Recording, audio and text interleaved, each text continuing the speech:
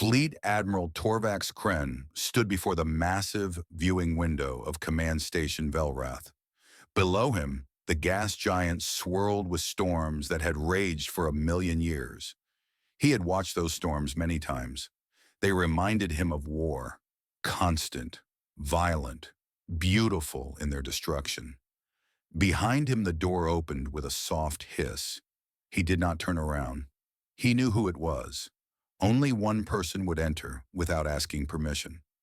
"The Council has made its decision," said High Minister Draxa. Her voice was cold as always. She had no warmth in her. Torvax had known her for 40 years, and he had never once seen her smile. "And what has the Council decided?" Torvax asked. He still did not turn around. "You will take the Third Expeditionary Armada to the Sol System. You will subjugate the species that calls itself humanity. You will bring them into the hegemony, willing or not." Now Torvax turned. Draxa stood in her ceremonial robes, her gray skin marked with the tattoos of her rank. She held a data tablet in her three-fingered hand. "Humanity," Torvax repeated. "The new species. The ones who refuse tribute. The ones who laughed at our diplomats," Draxa corrected. "They did not simply refuse. They mocked us. They told our ambassador that they would not kneel to anyone. They said they had never kneeled and never would." Torvax felt something stir in his chest. It might have been anger. It might have been excitement. After 200 years of easy conquests, perhaps this would be interesting. "What do we know about them?" he asked. Draxa handed him the tablet. "They are young. Their civilization is perhaps 10,000 years old. They discovered faster than light travel only 300 years ago. They have expanded to 12 colony worlds. Their military is small. Our intelligence indicates they have 47 combat-capable vessels." 47, Torvax said. He almost laughed. "And you want me to bring 2,000 ships?" "The Council wants no mistakes. This species has shown disrespect. The other worlds are watching. If humanity defies us and survives, others will think they can do the same. This must be a demonstration, a reminder of what happens to those who refuse the hegemony." Torvax scrolled through the data on the tablet. The human ships were ugly things, blocky, asymmetrical. They looked like they had been built by children. Their weapons were primitive energy projectors and guided missiles. Their shields were laughable. A single hegemony destroyer could probably defeat their entire fleet. But something caught his eye. A video file. He opened it. The recording showed the meeting between the hegemony ambassador and the human leaders. The ambassador, a proud male named Vortis, stood in his finest robes. He read from the traditional scroll, explaining the terms of surrender, tribute, obedience, integration into the hegemony's economic systems. The usual terms. Every species heard them. Every species eventually accepted them. The humans sat across the table. There were 5 of them, 3 males and 2 females. They wore simple clothing, no ceremonial robes, no marks of rank that Torvax could identify. They looked almost bored as Vortis read. When Vortis finished, there was silence. Then one of the humans, an older male with gray hair, began to laugh. The others joined him. They laughed as if Vortis had told a joke. They laughed until tears ran down their faces. The gray-haired man finally controlled himself. He wiped his eyes and leaned forward. "I'm sorry," he said, though he did not sound sorry at all. "I'm sorry, it's just that we've heard this speech before. Different species, different empires, always the same speech. Kneel or die, submit or burn." He stood up. His smile faded. His eyes became hard. "Here is our answer, Ambassador. We do not kneel. We have never kneeled. We will never kneel. Not to you. Not to anyone. Go back to your masters and tell them this. If they come to our worlds with weapons, they will find us ready. If they come with peace, they will find us friendly. But if they come with chains, they will find only their own graves." The recording ended. Torvax stared at the frozen image of the human's face. There was something in those eyes, something he had not seen in a very long time. It was not fear. It was not even anger. It was certainty. Absolute certainty. Interesting, he said quietly. Interesting? Draxa asked. They threatened us. They threatened the hegemony. They are insects threatening a god. Perhaps, Torvax said, but I have been a soldier for 200 years, High Minister. I have conquered 60 worlds. I have faced 1,000 enemies. And I have learned one thing. What is that? The most dangerous enemy is not the one who fears you. It is the one who does not. Draxa made a sound of disgust. They are primitives with 47 ships. You will have 2,000, including 12 planet crackers. This is not a war, Admiral. It is an execution. She turned and walked toward the door. Before she left, she stopped and looked back. The Council expects victory within 3 cycles. Do not disappoint us. The door closed behind her. Torvax stood alone in the observation room. He watched the storms of Velrath Prime swirl and rage. He thought about the human's eyes. He thought about that certainty. Then he pushed the thought aside. Draxa was right. This was not a war. The hegemony had conquered 400 worlds. They had defeated species with thousands of ships, species with weapons that could crack moons, species that had ruled their own empires for millennia. Humanity was nothing, a footnote, a brief entry in the long history of hegemony expansion. He activated his communicator. Commander Syrinx, report to the observation room. 3 minutes later, Syrinx arrived. He was young for his rank, only 60 years old, but he was smart and loyal, and Torvax trusted him more than anyone else in the fleet. Admiral, Syrinx said, standing at attention, you summoned me. We have orders. We're taking the Third Armada to the Sol system. We're going to subjugate a species called humanity. Syrinx nodded. I've read the intelligence reports. 47 ships, primitive technology. Should be simple. Should be, Torvax agreed. But I want extra reconnaissance. Send scout ships ahead. I want detailed scans of every human vessel, every defense platform, every military installation. Syrinx looked surprised. Admiral, our intelligence is thorough. The humans have nothing that can threaten us. Probably not, but humor an old soldier, Commander. There is something about these humans that troubles me. What troubles you, sir? Torvax thought for a moment. How could he explain it? The feeling in his gut.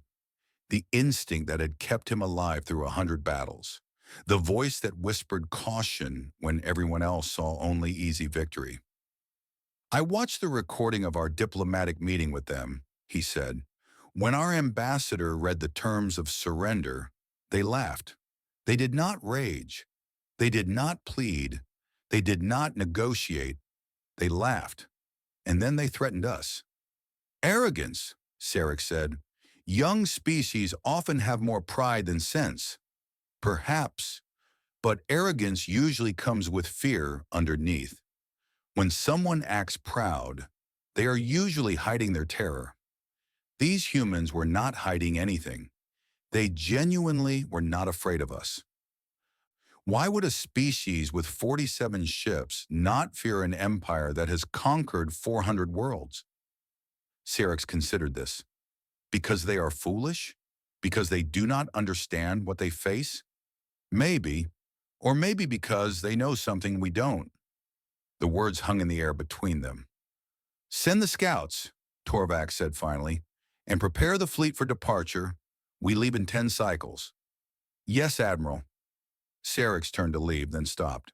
Sir, do you really think these humans could be a threat? Torvax looked out at the swirling storms below. No, he said. Probably not. The hegemony has ruled this galaxy for 12,000 years. We have crushed every enemy we have ever faced. There is no logical reason to think humanity will be any different. But I have learned to trust my instincts, Commander. and my instincts tell me to be careful. My instincts tell me that something about this is wrong. What could be wrong, sir? We have 2,000 ships. They have 47. Torvax did not answer for a long moment. When he spoke, his voice was quiet. In my first campaign, I served under Admiral Dreth. He was the finest commander I ever knew. Before one battle, he told me something I never forgot. He said, Torvax, numbers win wars, but sometimes, rarely, a force comes along that changes what numbers mean. And when that happens, all the ships in the galaxy will not save you. What did he mean? I don't know. He died before I could ask him. His fleet was destroyed by a species called the Vartan. They had only 100 ships against his 1,000, but they had developed a weapon that could phase through our shields. We lost everything in a single day. Sarex's face was pale, but we eventually defeated the Vartan. Yes, it took us 40 years and cost us 10 million lives, and we only won because we captured their technology and used it against them. Torvax turned to face Sarex. We are the hegemony. We are the greatest power this galaxy has ever known. But we are not God's commander. We can be beaten. We have been beaten before. Never forget that. I won't, sir. Good, now go. Prepare the fleet and send those scouts. Sarex left. Torvax turned back to the window. 10 cycles later, the 3rd Expeditionary Armada departed Velrath Station. 2,000 warships, 12 planet crackers, 800,000 soldiers, the largest fleet deployed in a century, sent to crush a species with 47 ships. As the Armada entered faster-than-light travel, millions of citizens across the hegemony watched on their viewing screens. They cheered. They celebrated. They knew that humanity would fall, just as every other species had fallen. The hegemony was eternal. The hegemony was invincible. On the bridge of his flagship, the Dominance of Velrath, Torvax watched the stars stretch and blur as they accelerated beyond light speed. He thought about the human diplomat's words. We do not kneel. We have never kneeled. We will never kneel. He thought about the certainty in those eyes. He thought about Admiral Dreth and the Varthan and the lesson he had learned so many years ago. And for the first time in a very long time, Fleet Admiral Torvax Kren felt something he had almost forgotten. He felt doubt. The journey to the Sol system would take 15 cycles. 15 cycles to prepare, 15 cycles to plan, 15 cycles to wonder what awaited them in that distant, primitive star system. Torvax stood on his bridge and watched the blur of faster-than-light travel. Around him, his officers worked at their stations, confident and calm. They had done this many times before. They had conquered many worlds before. This was routine. This was easy. But Torvax could not shake the feeling that something was wrong. Something was waiting for them in the Sol system, something that would change everything.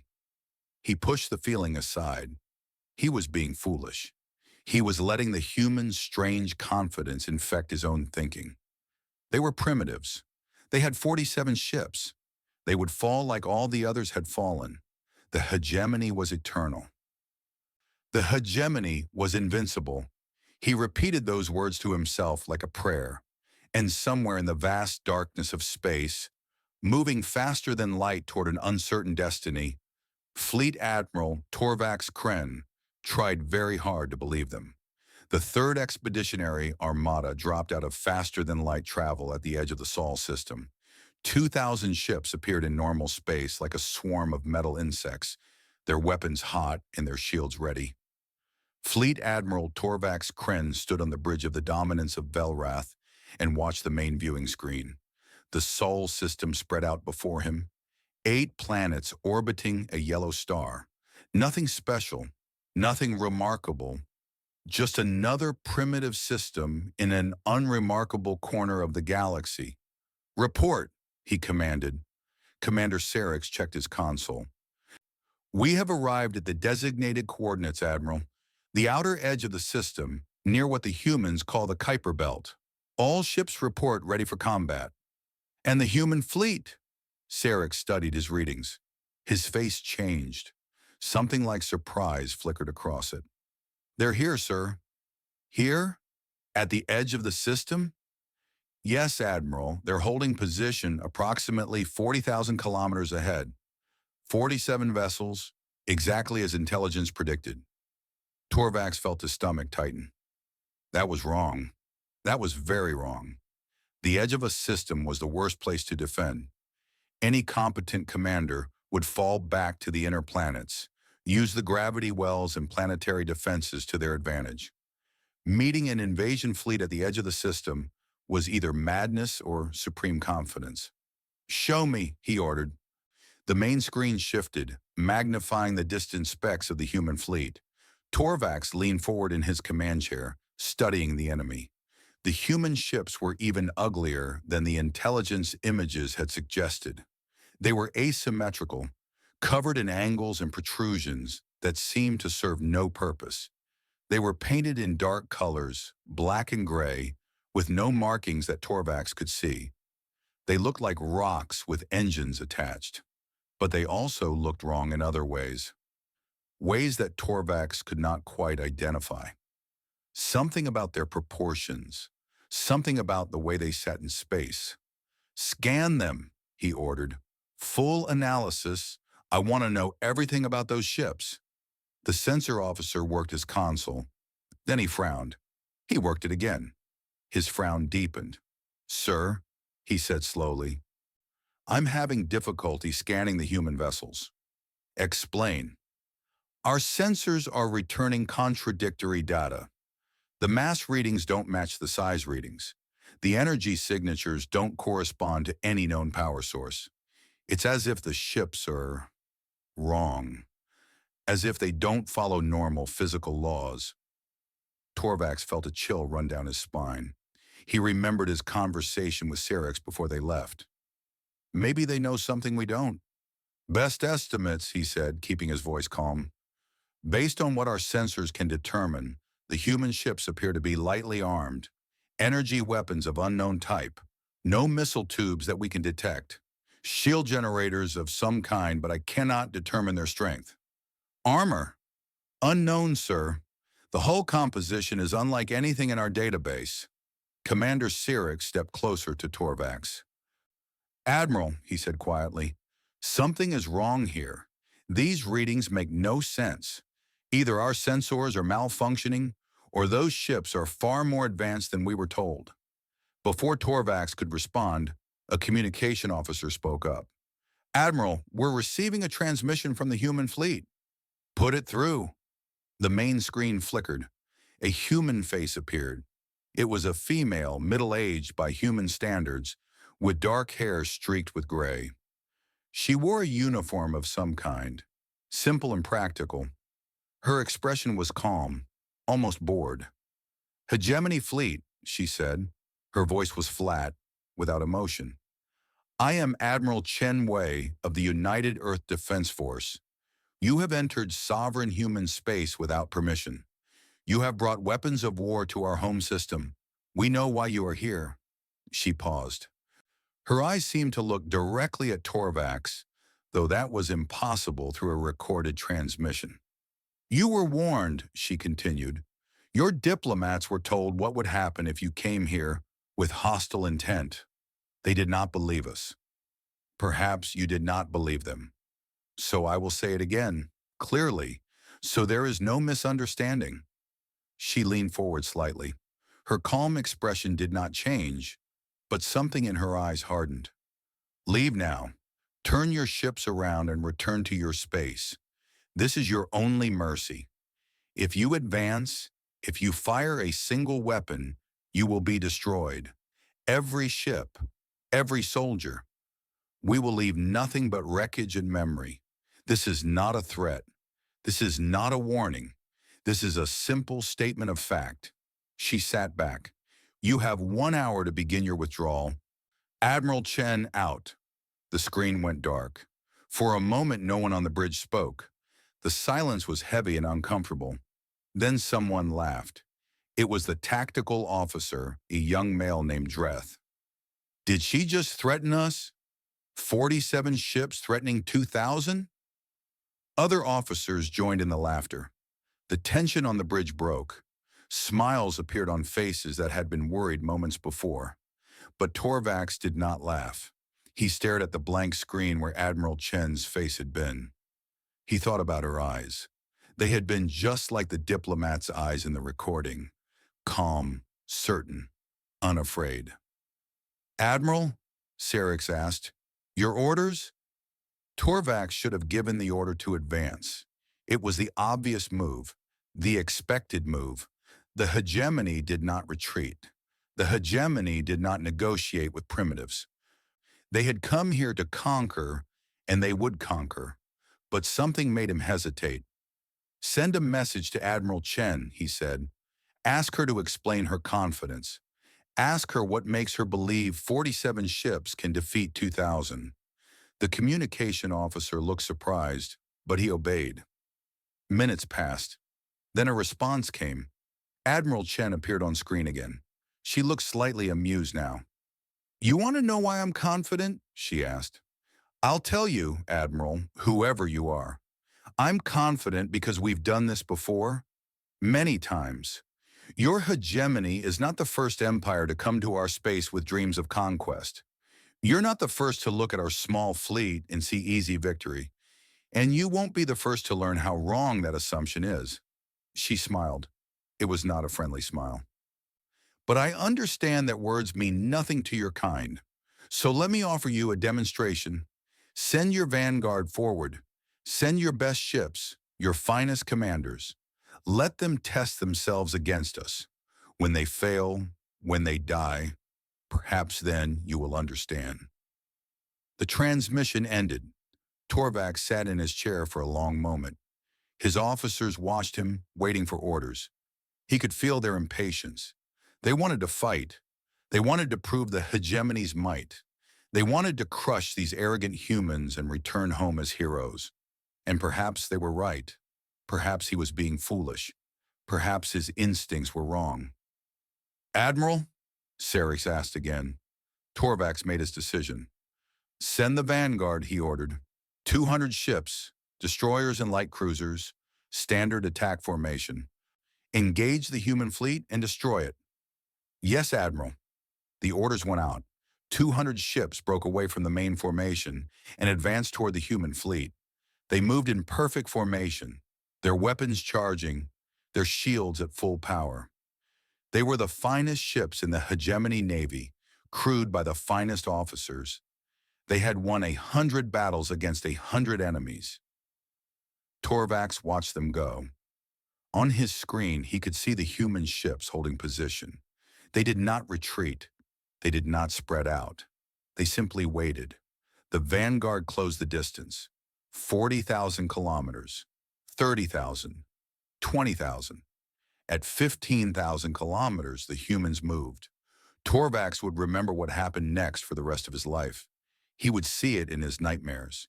He would wake up screaming, seeing those images again and again. The human ships accelerated, but the word acceleration did not describe what they did. They simply moved instantly, impossibly, from one position to another. One moment they were holding position, the next moment they were among the vanguard, weaving between the hegemony ships like fish through water. And then they fired. Torvax did not see weapons. He did not see energy beams or missiles or any recognizable form of attack. He simply saw hegemony ships cease to exist. One moment they were there. The next moment they were gone. Not destroyed, not exploded. Gone. As if they had never existed at all. "Report!" Torvax shouted. "What's happening?" The sensor officer's face was white with terror. "I don't know, sir. I don't understand. The ships are just vanishing. The humans aren't firing anything that our sensors can detect. The ships are just gone." On the screen, the vanguard was dying. Ship after ship disappeared. The hegemony vessels tried to fight back. tried to fire their weapons, tried to target the human ships, but the humans moved too fast. They dodged attacks that should have been impossible to dodge. They appeared in one place, fired, and appeared in another place before the hegemony weapons could track them. It took 11 minutes. 11 minutes for 200 hegemony warships to be completely destroyed. When it was over, the human fleet returned to its original position. 47 ships, all of them intact. Not a single one had been hit. Not a single one showed any sign of damage. The bridge of the dominance of Velrath was silent. Officers stared at their screens, unable to believe what they had just witnessed. Some of them were crying. Some of them were praying to gods they had not believed in for decades. Commander Sarex approached Torvax. His face was gray. His hands were shaking. "Admiral," he said. His voice cracked. "What do we do?" Torvax could not answer. His mind was still trying to process what had happened. 200 ships, gone, vanished, in 11 minutes, against an enemy that should have been primitive, against an enemy that should have been easy. A new transmission came in.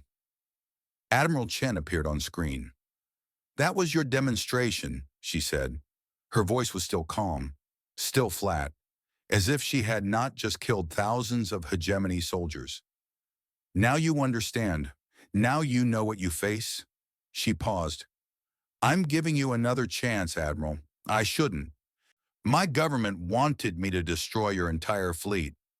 They said you would not learn from anything less. But I believe in mercy. I believe that intelligent beings can recognize when they are beaten." She leaned forward. "Leave, now. Take what remains of your fleet and go home. Tell your masters what happened here.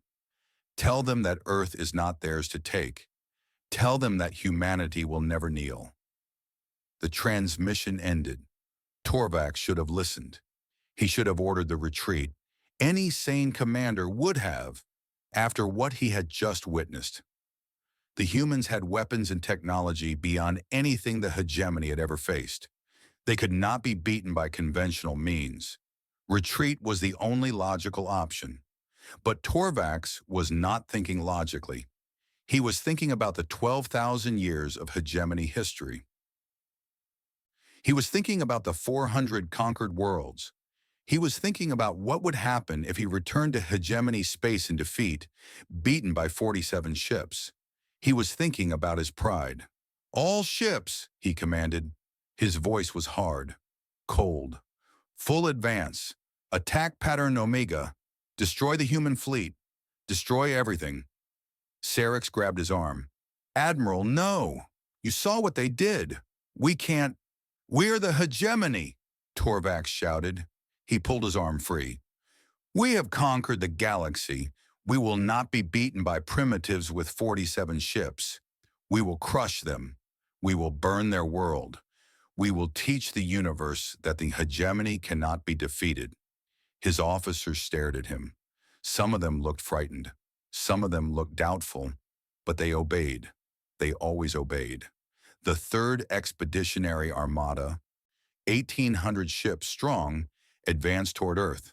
And somewhere ahead of them, 47 human ships waited. Admiral Chen Wei watched the hegemony fleet advance on her tactical display. She sighed and shook her head. "They're not retreating," said her tactical officer, Commander Park.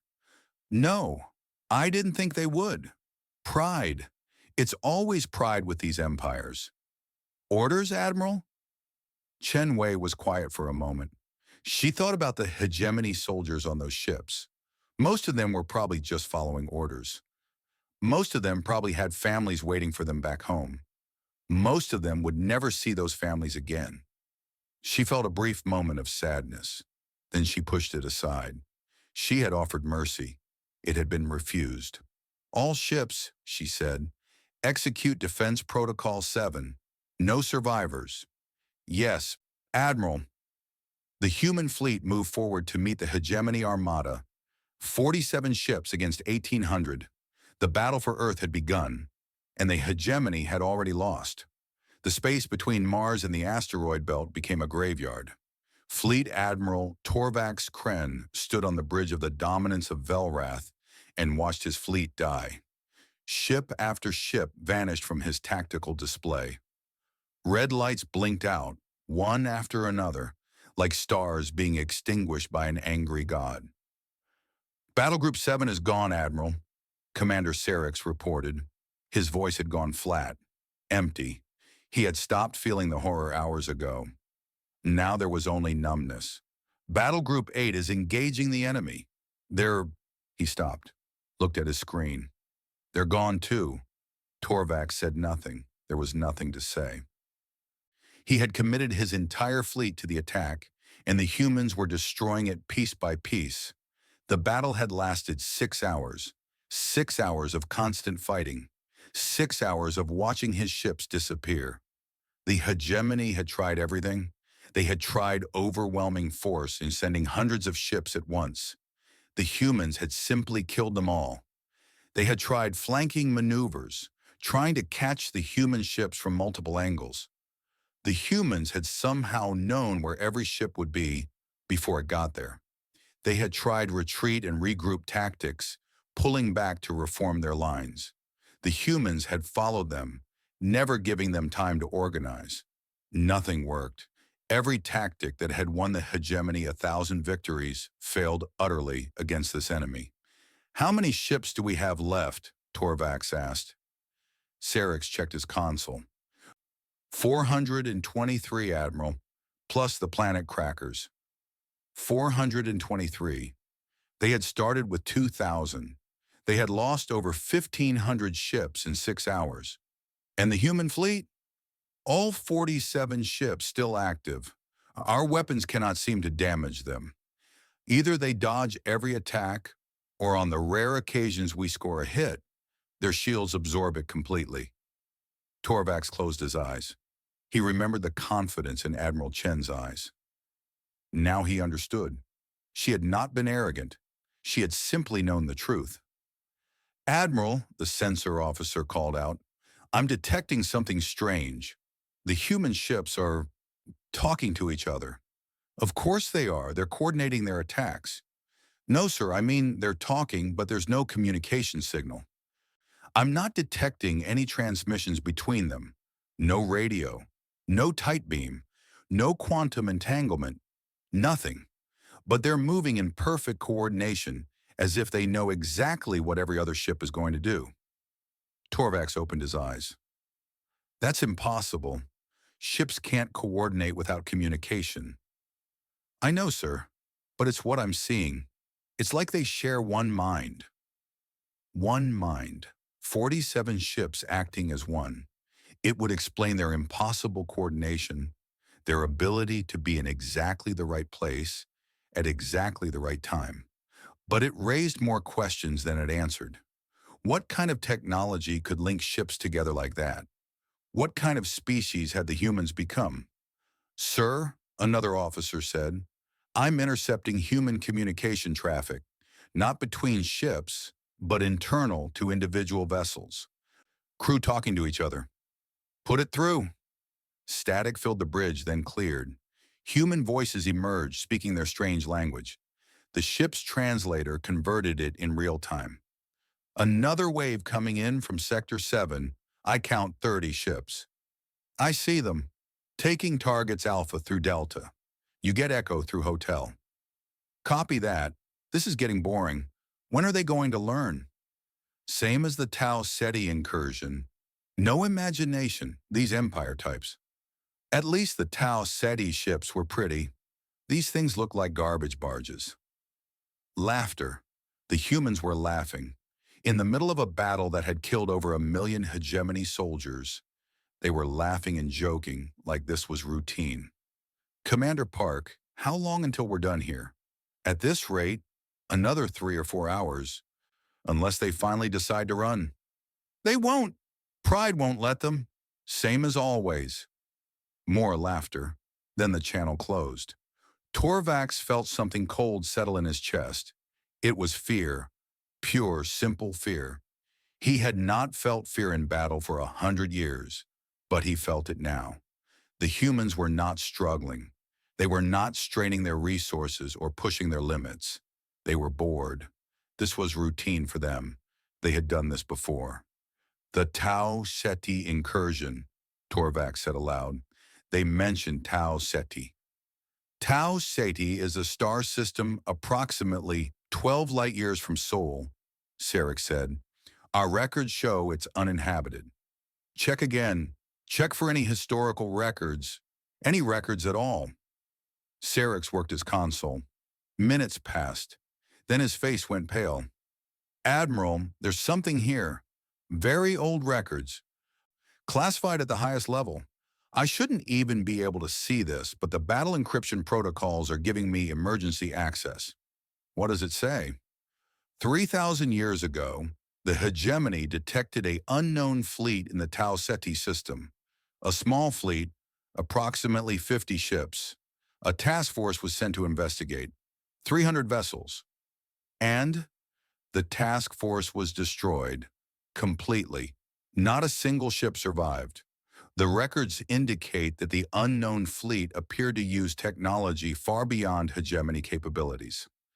After the incident, the hegemony classified everything and erased Tau Ceti from all star maps. The official position became that Tau Ceti was uninhabited and unimportant.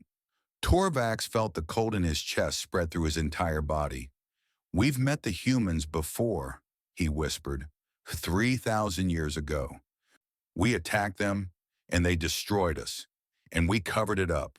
We pretended it never happened. It would appear so, Admiral. Then why didn't they attack us? Why did they let us grow and expand for 3,000 years? I don't know, sir. No one knew. The humans had been watching the hegemony for 3,000 years, watching them conquer and enslave, watching them build an empire on the suffering of hundreds of species. And they had done nothing, until now. Admiral, the tactical officer said, the humans are broadcasting again. Admiral Chen appeared on screen. She looked tired but calm. Admiral of the Hegemony Fleet, she said, I see you're still fighting. I admire your determination even if I think it's foolish. But I have to inform you that this battle is over. You've lost too many ships. Even if you retreated now, you don't have enough vessels to pose any future threat to us. She paused. But I know you won't retreat. Your pride won't let you. So I'm going to give you one more chance to save some of your people. Surrender now. Order your remaining ships to power down their weapons and shields. We will take you prisoner, treat you humanely, and eventually return you to hegemony space. Her eyes hardened. If you don't surrender, we will continue until every ship is destroyed. There will be no escape, no survivors. This is your final offer. The transmission ended. Sarek looked at Torvax. Admiral, perhaps we should... No. Torvax's voice was hard, brittle. Something inside him had broken during this battle, but not his pride. Never his pride. We will not surrender to primitives. We will not shame the hegemony. Admiral, we've lost 1,500 ships. We're watching our people die by the thousands. This isn't about pride anymore. This is about survival. There is no survival without honor, Torvax shouted. He stood from his chair, his body shaking with rage and fear and desperation. If we surrender, the hegemony is finished. Every species we've conquered will rise up. Every enemy we've ever made will sense weakness. The empire will fall.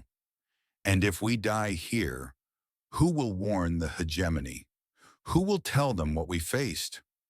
The question hung in the air. Torvax had no answer. Then his tactical officer spoke. Admiral, there is one option we haven't tried. What?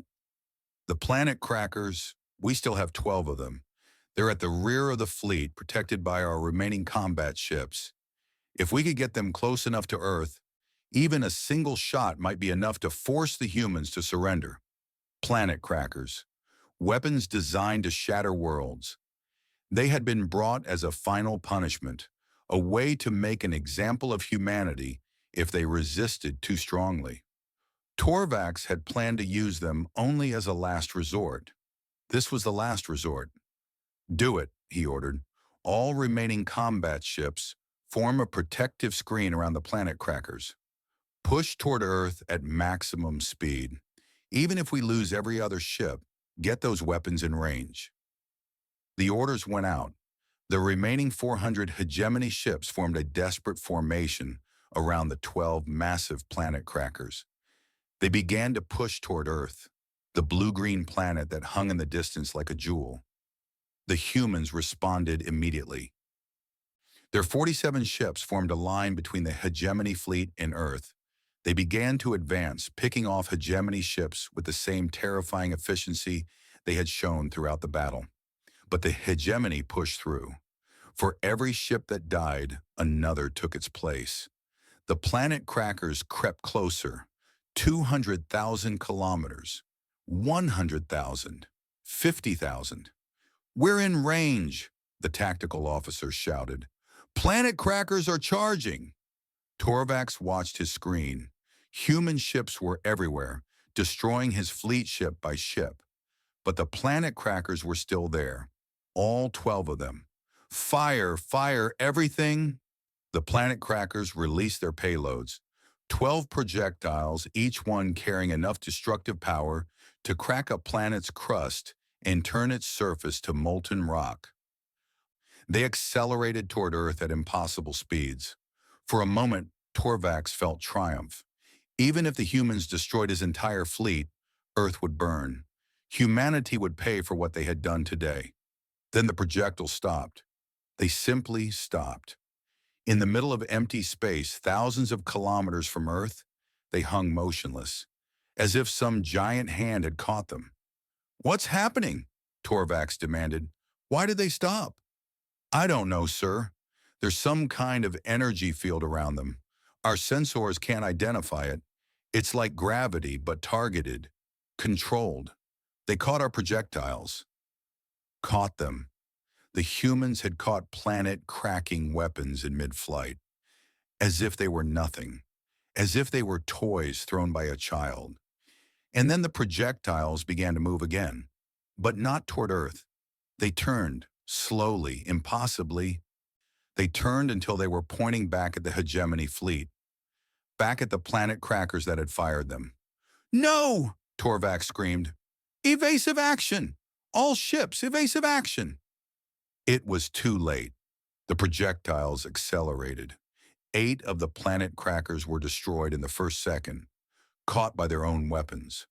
The remaining 4 tried to flee, but the projectiles followed them, hunting them, never missing.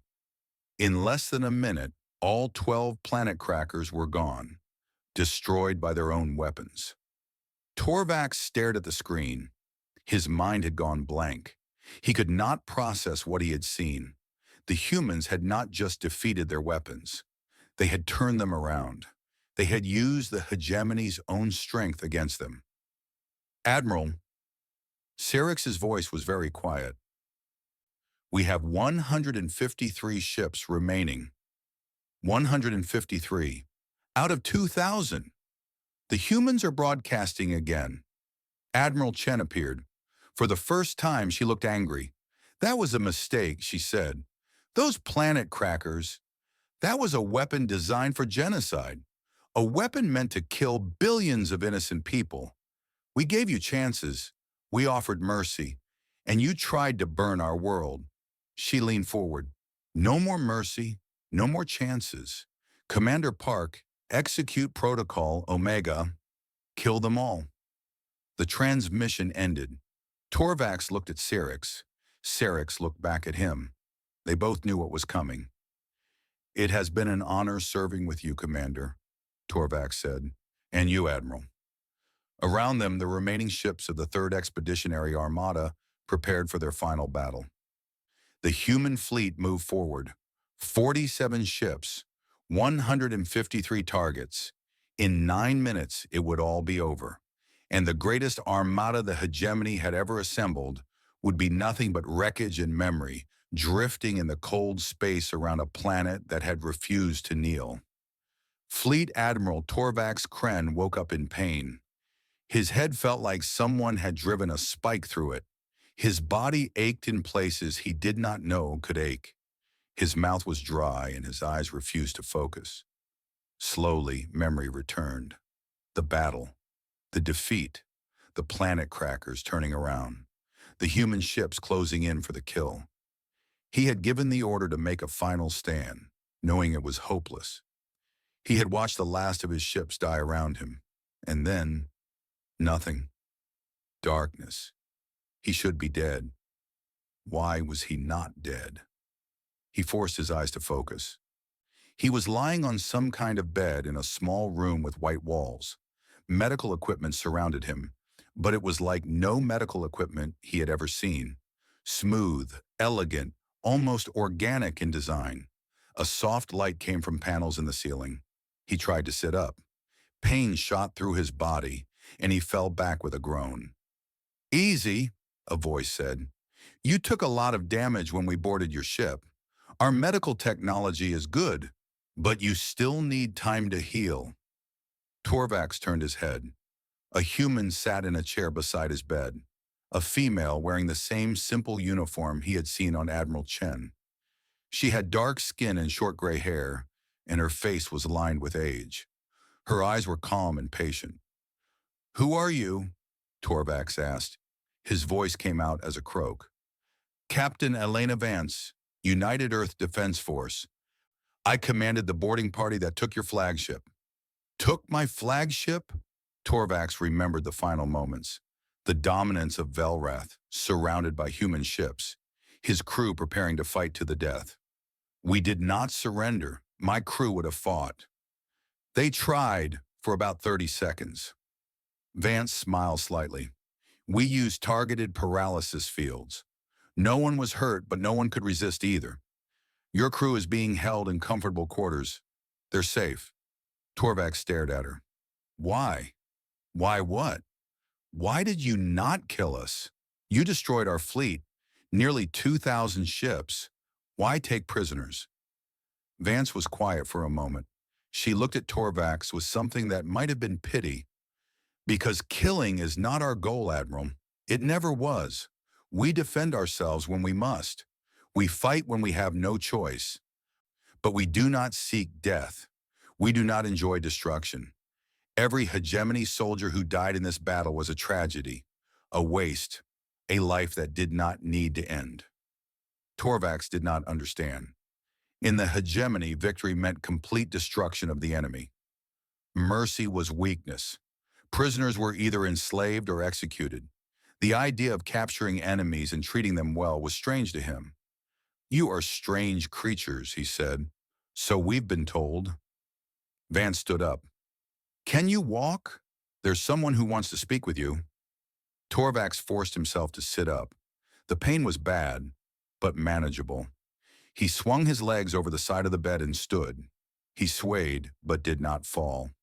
"Follow me," Vance said. She led him out of the medical room and into a corridor. The ship around him was unlike any vessel he had ever seen. The walls seemed to flow into each other, curves instead of angles. The lighting was soft and warm. There was no hum of engines, no vibration of machinery. The ship felt almost alive. They walked for several minutes through winding corridors. Torvax saw no other humans, no crew, no guards. Just empty passageways stretching in all directions. "Where is everyone?" he asked. "This ship doesn't need a large crew. Most of its functions are automated or controlled directly by neural link. The 47 ships in our defense fleet had a total crew of about 300 people." Torvax stopped walking. 300? 300 people operated 47 warships that destroyed 2,000. "Yes, is that surprising?" Surprising was not the word. It was impossible. Running a fleet that size required tens of thousands of crew members. The logistics alone would need hundreds of people. How could 300 humans have done what the hegemony could not do with millions? Vance smiled at his confusion. "You have many questions, Admiral. The person we're going to see can answer them better than I can." They continued walking. Finally, they reached a large door that opened automatically as they approached. Beyond was a room that took Torvax's breath away.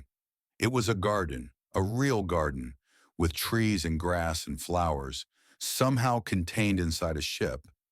A stream ran through the middle, and birds sang in the branches above. Through a transparent ceiling, Torvax could see stars. Sitting on a bench beside the stream was an old human male. He had white hair and a deeply lined face, and he wore simple clothes instead of a uniform. He looked up as Torvax and Vance entered. "Admiral Kren," he said. His voice was warm. "Thank you for coming. Please, sit." Torvax looked at Vance. She nodded. He walked to the bench and sat down, keeping a careful distance from the old man. "Who are you?" Torvax asked. "My name is David Chen. Admiral Chen Wei is my granddaughter. I am, well, I suppose you could call me a historian, a keeper of memory. I asked to speak with you because I believe you deserve to understand what happened today, and why." Torvax waited. David Chen looked up at the stars visible through the ceiling.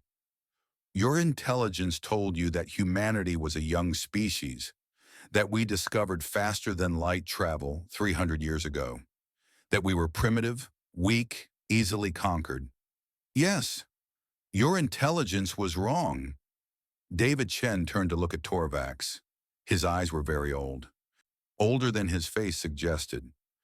"Humanity has been traveling the stars for 6,000 years. Torvax felt as if the ground had shifted beneath him. "That's impossible. We would have known. We would have seen you. You did see us. 3,000 years ago at Tau Ceti, your ships attacked a human colony. We destroyed them. Your government covered it up and pretended it never happened." The classified files, the records Syrinx had found during the battle, they had been real. "But it means we have been watching you for 3,000 years. Watching you conquer, watching you enslave, watching you build your empire on the broken backs of 100 species. Why?" Torvax demanded. "If you had the power to stop us, why did you not?" David Chen was quiet for a long moment. When he spoke, his voice was sad. "Because we wanted to believe you could be better. We wanted to believe that your species, like so many others, would eventually outgrow its cruelty. Every civilization goes through stages of development: war, empire, eventually peace. We hoped you would reach that final stage on your own. But we didn't. No, you didn't. You kept conquering. You kept enslaving. You kept spreading your empire further and further. And finally, you came to Earth. You came to our home. And we knew that if we did not stop you, you never would stop." Torvax thought about this. His entire understanding of the galaxy was crumbling. Everything he believed about human weakness, about hegemony strength, about the natural order of things, was wrong. "How?" he asked. "How did you become so powerful? How did a species that appears so primitive develop technology that makes ours look like children's toys?" David Chen smiled. "We are not what we appear, Admiral. Humans have always been good at appearing weak. It's a survival strategy. Look harmless, and your enemies underestimate you." He stood up and walked to the stream. He bent down and let the water flow over his fingers. 6,000 years ago, humanity was like you. We built ships and explored the stars. We met other species. We fought wars. We made mistakes. Many mistakes. He straightened and turned back to Torvax. "But we learned. We realized that the path of conquest led only to destruction, not just of our enemies, but of ourselves. The more we conquered, the more we lost of what made us human. So we chose a different path." "What path?" "The path of patience, of growth, of preparation. We stopped expanding our empire. We withdrew to a handful of systems and focused on developing ourselves, our technology, our minds, our understanding of the universe." He gestured at the ship around them. This ship is powered by zero-point energy extracted from the fabric of space-time itself. Our weapons manipulate matter at the quantum level. Our shields use controlled gravitational fields. Our communications are instantaneous across any distance because they do not move through space at all. They move through dimensions you do not even know exist. Torvak's head was spinning. And you hid all this? For thousands of years? We seeded ourselves across 1,000 hidden worlds, colonies that appear on no map, using technology that cannot be detected by conventional sensors. We watched the galaxy. We waited. We hoped. Hope for what? Hope that we would never have to use our weapons again. Hope that species like yours would learn to be better. David Chen's voice was heavy with sadness. We were disappointed. Torvak sat in silence for a long time. He thought about his fleet, destroyed in hours. He thought about the hegemony's proud history, suddenly revealed as a pale shadow of what humanity had achieved. He thought about everything he had believed and everything that had turned out to be wrong. What happens now? He asked finally. Now you go home, David Chen said. Torvax looked up surprised. You're letting me go? We're letting all of you go. Your crew, your soldiers, everyone who survived. We're giving you a ship, enough supplies to reach hegemony space, and a message for your council. What message? David Chen walked to stand directly in front of Torvax. His old eyes were hard now, hard and cold. The message is this: the hegemony will disband. Every conquered world will be freed. Every slave will be released. You have 100 cycles to comply. There will be no negotiation, no extension, no second chance. And if you refuse, we will not send ships. We will simply arrive on every hegemony world simultaneously, and we will end your empire ourselves. Not in months, not in years, in days. Torvax felt cold. He believed every word. You expect the council to accept this? They have ruled for 12,000 years. They will not simply give up their power. They will accept it or they will be destroyed. Those are the only options. We hoped you would learn mercy on your own. You didn't. So now we will teach you. David Chen's eyes softened slightly. This is not revenge, Admiral. We take no pleasure in this. But we cannot allow the suffering to continue. Too many species have died under your rule. Too many worlds have burned. It ends now. Torvax stood. His body was shaking. Not from fear, from something else. Something he could not quite name. I understand, he said. Do you? Do you really? I understand that my people have been living in a lie. I understand that we are not the greatest power in the galaxy. I understand that we have been allowed to exist by the grace of a species we dismissed as primitive. He met David Chen's eyes. I will deliver your message. I do not know if the council will listen, but I will make them understand what I understand now. And what is that? Torvax thought for a moment. That the hegemony's time has ended, that the age of empire is over, and that humanity is not a footnote in galactic history. Humanity is its next chapter. David Chen nodded slowly. Then perhaps there is hope for your species after all, Admiral. Perhaps you can learn, as we did, to be better. He gestured to Vance, who had waited silently throughout the conversation. Captain Vance will take you to your ship. Your people are already aboard. You should reach hegemony space in approximately 15 cycles. Torvax hesitated. There was one more question he needed to ask. Why me? Why did you save me specifically? Why not let me die with my fleet? David Chen smiled. Because someone has to tell the story. Someone has to make the council understand what they face. And because I saw the recordings from before the battle, you hesitated before attacking. You sensed something was wrong. You tried to be cautious. He placed a hand on Torvak's shoulder. You are not a good man, Admiral. You have conquered worlds and killed millions. But you are capable of doubt. You are capable of learning. That makes you valuable.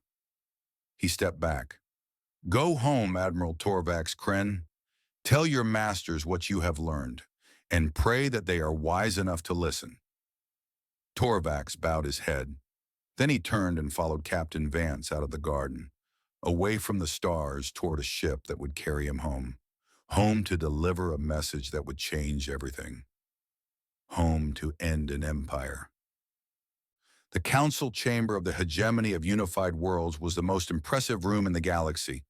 That was what every citizen of the hegemony believed, and that was what the council wanted them to believe. The chamber was carved from a single piece of black stone, taken from the heart of a mountain on the hegemony homeworld. It stretched upward for 100 meters, its walls covered with gold and precious gems. Statues of ancient conquerors lined the walls, their stone eyes watching everyone who entered. At the far end of the chamber sat the council itself. 12 high ministers, each one representing 1 billion citizens. They sat on thrones of polished metal, raised above the floor so that anyone who came before them had to look up.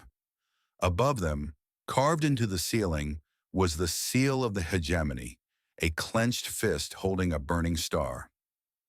For 12,000 years, this chamber had been the center of power.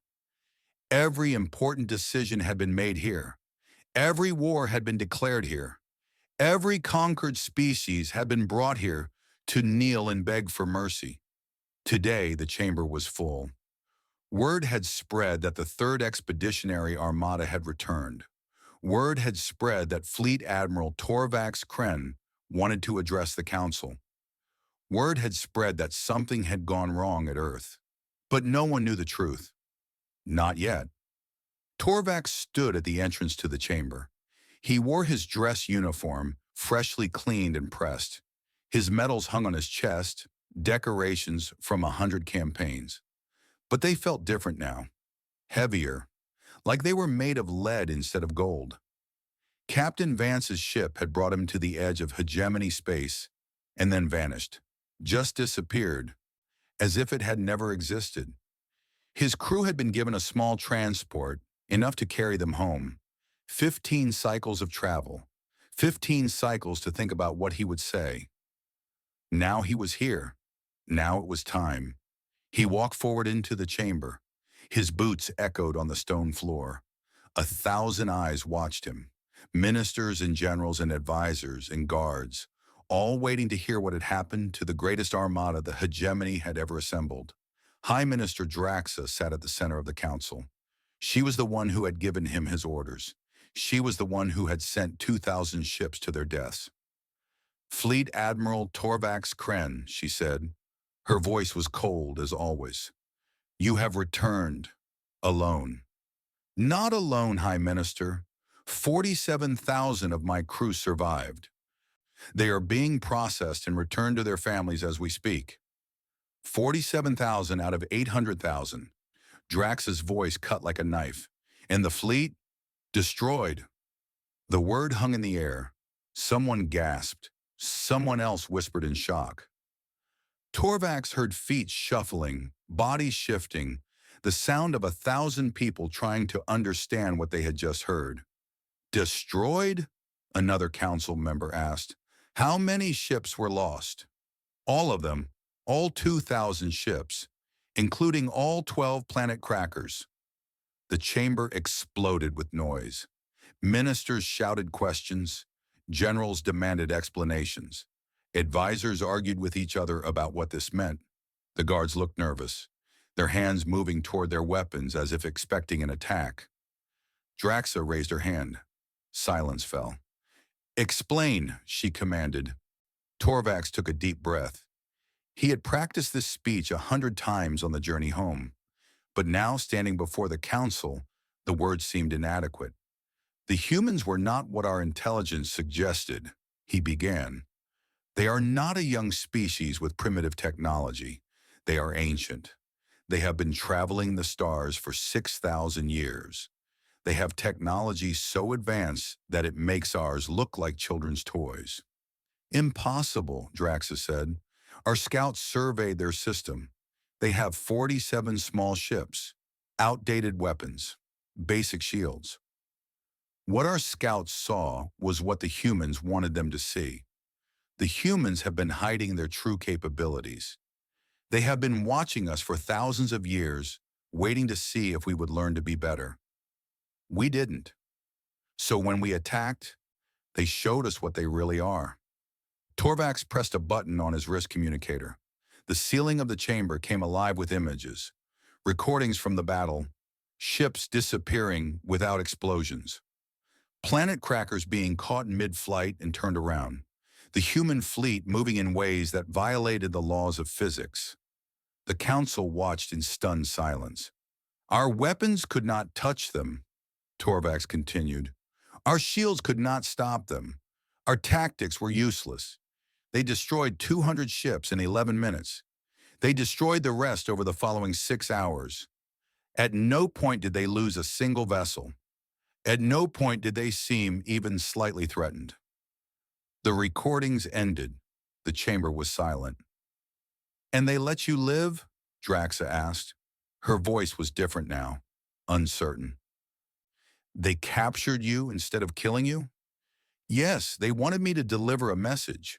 Torvax reached into his uniform and pulled out a small data chip.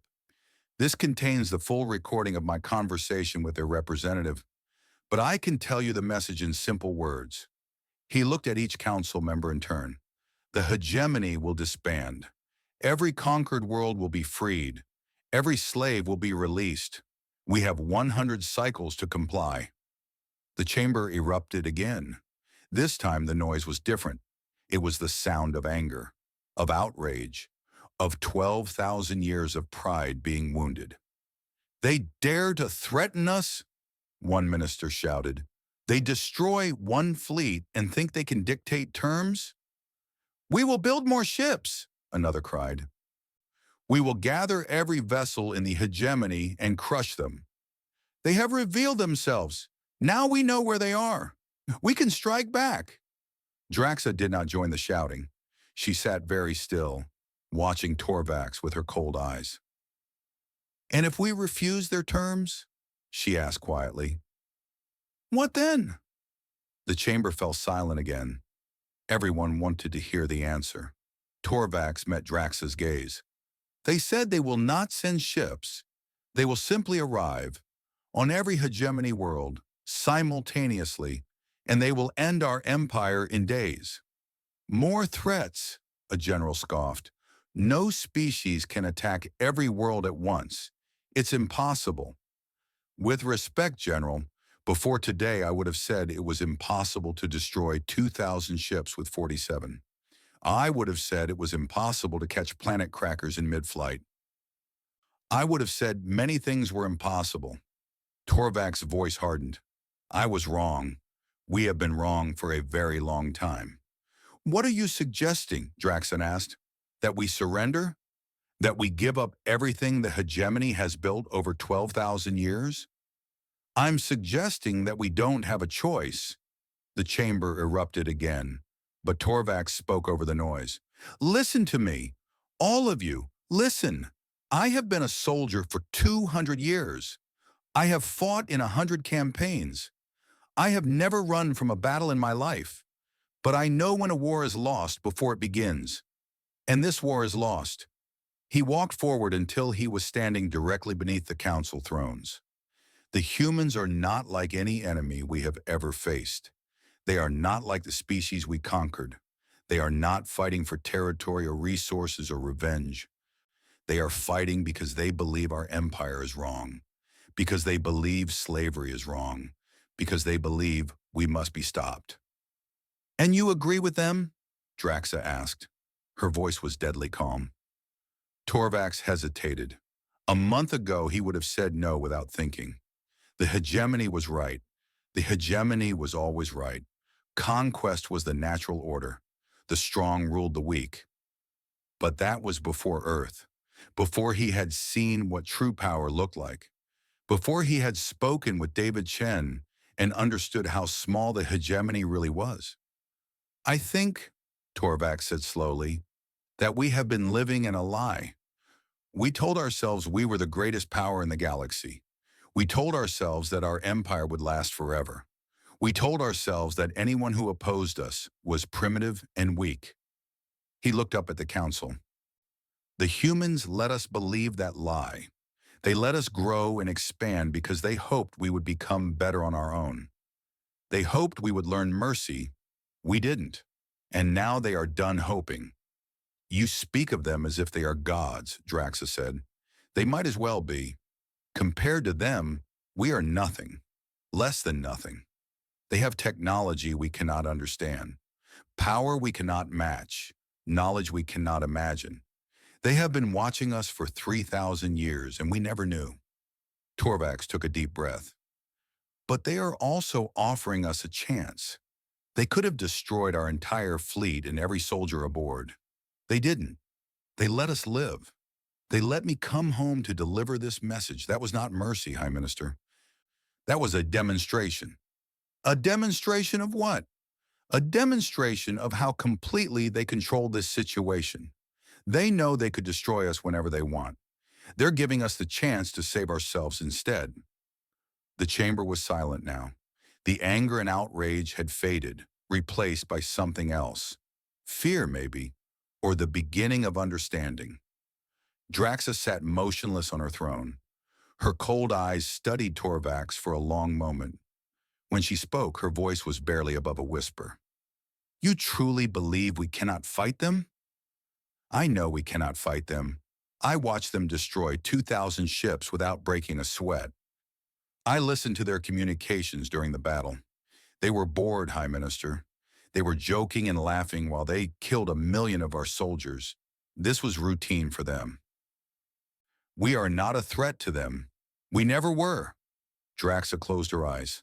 For the first time in Torvax's memory, she looked old, tired, defeated. What would you have us do? She asked.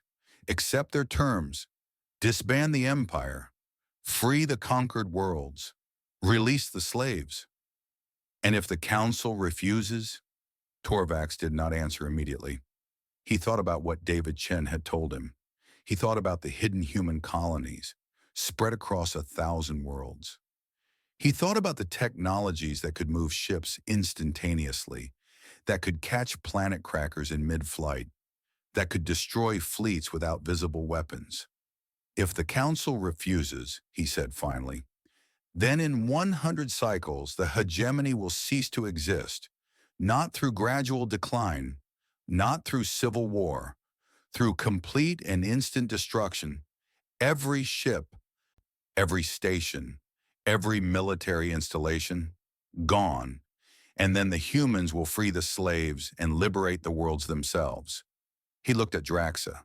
We can either be the species that chose to be better at the end, or we can be the species that was too proud to survive. Those are our only options. Draxa opened her eyes. She looked at the other council members. Some of them looked angry still. Some of them looked frightened. Some of them looked thoughtful. You say they have been watching us for 3,000 years, she said. Why now? Why did they finally reveal themselves? Because we attacked their home. Because we brought planet crackers to threaten their families. Because we showed them that we would never stop on our own. Torvax's voice was heavy. Because we proved that they were right about us. The chamber was silent for a long time. Ministers whispered to each other. Generals stared at the floor. The weight of 12,000 years of history pressed down on everyone in the room. Finally, Draxa spoke. We will consider your words, Admiral. The Council will debate this matter and reach a decision. There is nothing to debate, High Minister. There is only the choice, submit or die. There is always something to debate. Drax's voice had regained some of its cold edge. You are dismissed. Torvax bowed his head. He had done what he could. He had delivered the message. What the Council did with it was beyond his control. He turned and walked toward the exit. Behind him, he could hear the whispers beginning, arguments starting. The slow process of decision-making that had governed the hegemony for millennia. He wondered if they would make the right choice. He wondered if they were capable of making the right choice. At the door, he paused and looked back. 100 cycles, he said. That's how long you have. I suggest you use them wisely. Then he walked out of the chamber, leaving the council to their deliberations. Outside, the sun was setting over the hegemony homeworld. The sky was painted in the shades of orange and red, and the first stars were beginning to appear. Torvax stood on the steps of the council building and watched the day end. Somewhere out there, beyond those stars, humanity waited. An ancient species that had learned patience, a power that had been watching for thousands of years, a force that could not be stopped. The hegemony had ruled the galaxy for 12,000 years. They had conquered 400 worlds. They had believed themselves eternal, invincible, unstoppable. They had been wrong. Torvax thought about David Chen's words. Perhaps there is hope for your species after all. Perhaps you can learn, as we did, to be better. He hoped that was true. He hoped the council would find the wisdom to accept defeat. He hoped the hegemony could become something new, something better, something worthy of surviving. But he was not sure. The sun finished setting. Night fell over the homeworld. Stars filled the sky, thousands of them, each one representing a world the hegemony had claimed as its own. Soon those worlds would be free. One way or another, the hegemony had 100 cycles left. 100 cycles to decide their fate. 100 cycles to choose between pride and survival. Torvax walked down the steps and disappeared into the night. Behind him, inside the council chamber, the debate continued. Arguments raged. Voices rose and fell.